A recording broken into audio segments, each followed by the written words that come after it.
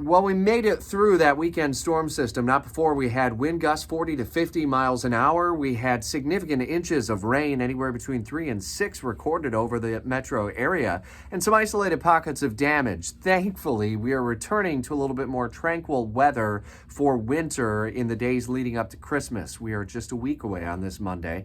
Action News Jax meteorologist Corey Sima says we'll eventually see sunshine return. Winds are still going to be breezy, but not as gusty as they were, so you can get those inflatables back up and dry them off perhaps. And it looks like we'll have temperatures below average through much of this week. In fact, we'll fall off into the 30s tonight. We may see frost develop early on Wednesday. It looks like Wednesday and Thursday are going to be the coldest days in this stretch of weather. Deck the chairs set to resume on Tuesday night after they go through and soak up all the mess perhaps that was left behind. Volunteers are set to be out in Latham Plaza throughout this week. The sun will shine, even though it's not feeling all that bright, and optimistic for the Jaguars on this season of high expectations. With those expectations, Brent Martineau always says, comes great disappointment and a third consecutive loss in prime time.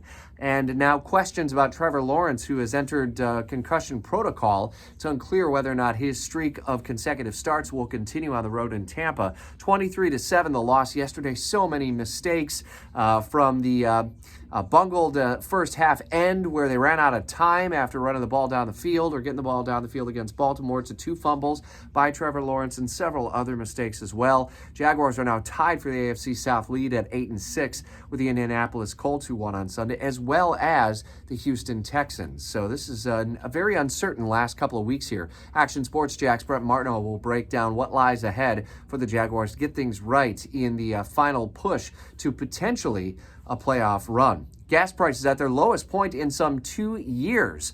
$2.83 the average in Florida, and you can easily find well below that if you shop around, or if you're a member of BJ's or Costco, for example. But several stations around the metro area as low as $2.62 and $2.63 a gallon. Back to work and school in these closing days of 2023. We have a full rundown of all the pre-holiday events for you at WOKV.com, from the North Beaches Art Walk midweek to the Nutcracker and all the other big events and festivals that are happening. Deck the Chair set to resume again on Tuesday night in Jacksonville Beach, and a lot of other events, including the circus making its triumphant return to the St. Augustine Amphitheater this week. Head to WOKV.com for our spotlight story, and stay tuned throughout this week to Jacksonville's Morning News, live and local with you, 5 to 10 on 104.5.